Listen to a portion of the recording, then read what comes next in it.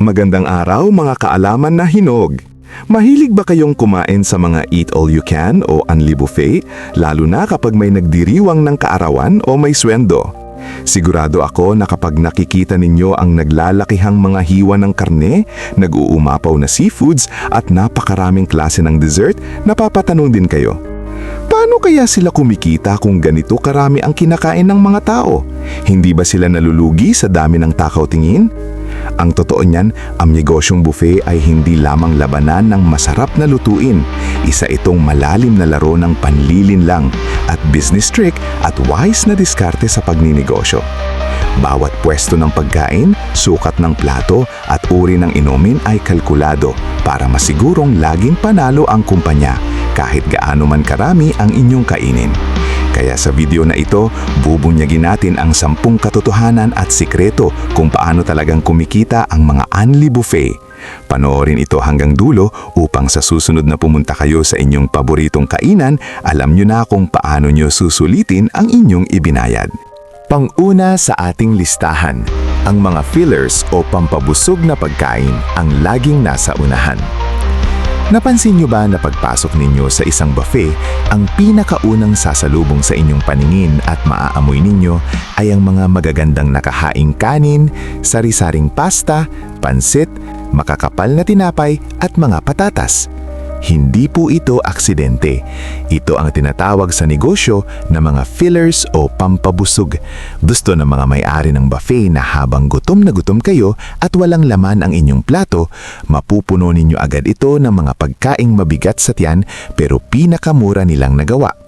Ang mga carbohydrates tulad ng kanin at pasta ay mabilis magpabigat ng tiyan at napakamura ng puhunan. Kapag napuno na ng kanin at pansit ang kalahati ng inyong plato, kaunti na lamang ang maiiwang espasyo para sa mga mamahaling karne at hipon. Pangalawa sa ating listahan, ang paggamit ng maliliit na plato. Isa ito sa pinakamagaling na pandaya sa ating isipan na ginagamit ng mga buffet. Kung mapapansin ninyo, ang mga plato sa mga eat all you can ay mas maliit kumpara sa mga normal na plato sa mga mamahaling restaurant. Bakit nila ginagawa ito? Sa panlilinlang, kapag maliit ang plato, madali itong mapuno kahit kaunti pa lang ang pagkain na inyong nakukuha.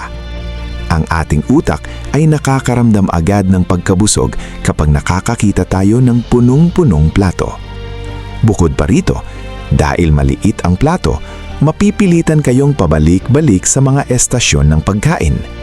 Ang paglalakad ninyo pabalik-balik at ang oras na nauubos ninyo sa pagpila ay nagbibigay ng sapat na oras sa inyong tiyan na matunawan at magpadala ng senyales sa inyong utak na kayo ay busog na, bago pa man kayo makakuha ng ikatlo o ika-4 na plato. Pangatlo sa ating listahan, ang mga mamamahaling karne ay mahirap kunin at binabantayan. Pansinin ninyo ang pwesto ng mga mamamahaling pagkain tulad ng inihaw na baka or roast beef, lechon o mga sariwang sashimi. Kadalasan, hindi nyo ito basta-basta pwedeng sandukin mang marami. Laging may nakatayong chef o tauhan doon na siyang maghihiwa para sa inyo. Ito ay isang sinadyang diskarte.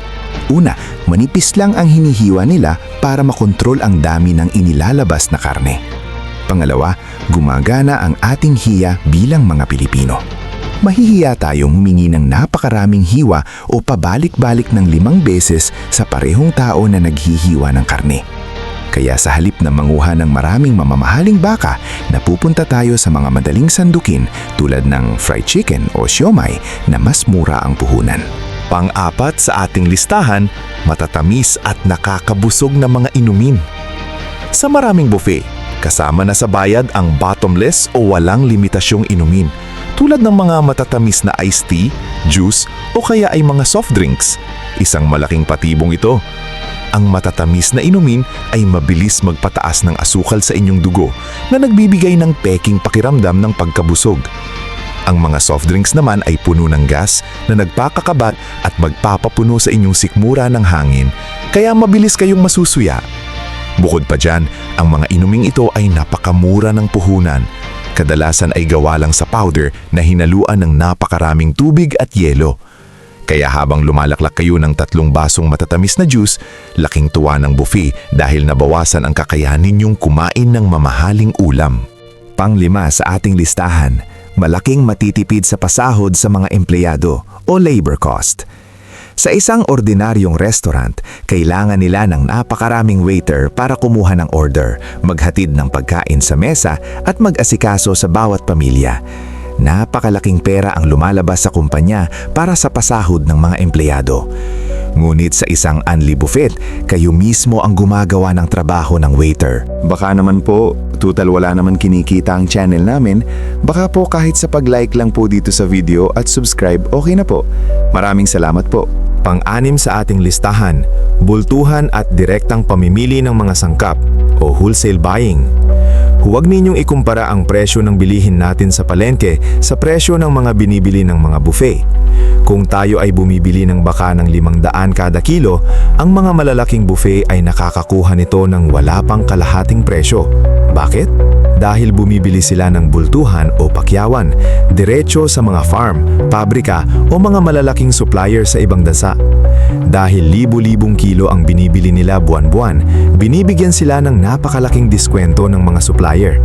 Kaya kahit pakiramdam mo ay nakarami ka na ng kain ng hipon o baka nabawi na sa ibinayad mo, ang totoo ay barya lang ang halaga ng puhunan nila doon dahil sa sobrang mura nila itong nabili. Pang-7 sa ating listahan, ang batas na leftover charge o multa sa mga tirang pagkain. Lahat ng Eat All You Can ay may malaking karatula na nagsasabing no leftover, double charge, o kaya ay papatawan kayo ng multa kapag may iniwan kayong tira sa plato. Hindi po ito ginawa para lang kumita sila ng dagdag mula sa multa. Ang totoo, ito ay isang psychological na panakot para puwersahin ng mga tao na kumuha lamang ng kaya nilang ubusin. Ang pinakamalaking kalaban ng mga buffet ay ang food waste o ang mga nasasayang at tinatapong pagkain.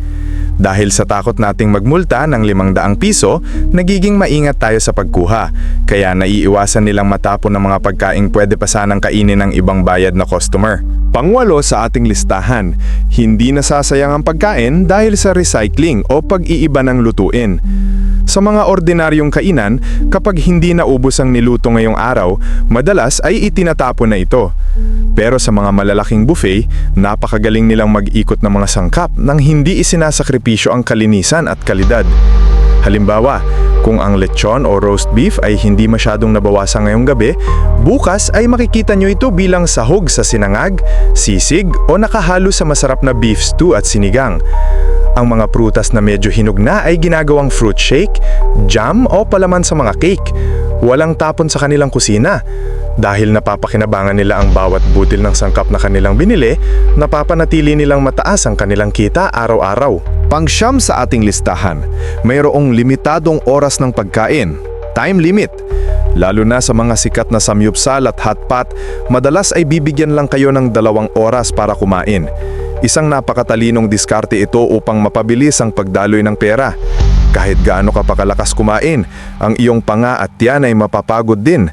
Ang 2 oras ay higit pa sa sapat para mabusog ang isang normal na tao at hindi na siya makakaramdam pa ng gutom para kumain ulit. Kapag tapos na ang oras ninyo, aalis na kayo at may panibago na namang pamilya na uupo at magbabayad. Ang mabilisang pagpapalit ng mga nakaupong customer, table turnover, ang nagpapasok ng tuloy-tuloy na pera sa kaha ng restaurant na higit pa sa puhunan ng kanilang kinain. At ang pang-10 sa ating listahan, ang batas ng balanse o the law of averages. Ito ang pinakapuso kung bakit hinding-hinding malulugi ang isang buffet. Sa bawat isang tao na napakalakas kumain, yung tipong kayang umubos ng 3 kilong karne, mayroong 3 hanggang 5 tao na mahina kumain na kasama niya. Kasama niya ang kanyang lola na isang platito lang ng isda at gulay ang kinaya. Kasama niya ang kanyang maliit na pamangkin na puro hotdog at ice cream lang ang kinain. At ang kanyang asawa na nagda-diet at puro salad lang ang kinuha.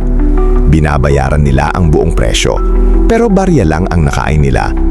Ang kita ng restaurant mula sa mga mahina kumain ang bumabawi at sumasagot sa gastos doon sa mga malalakas kumain.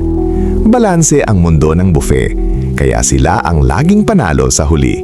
Mga kaalaman na hinog, Ngayon ay alam nyo na ang mga sikreto sa likod ng inyong paboritong kainan. Ang pagnenegosyo ng buffet ay nangangailangan ng labis na talino at pagpaplano upang hindi humantong sa pagkalugi. Kaya sa susunod na kakain kayo sa isang eat all you can, huwag ninyong piliting ubusin ang lahat ng pagkain para lang makabawi dahil ang kalusugan ninyo ang pwedeng malugi kapag sumakit ang inyong tiyan o tumaas ang inyong blood pressure. Kumain lang ng tama, piliin ang mga masasarap na hindi ni madalas naluluto sa bahay at i-enjoy ang oras kasama ang inyong pamilya dahil iyon ang tunay na sulit.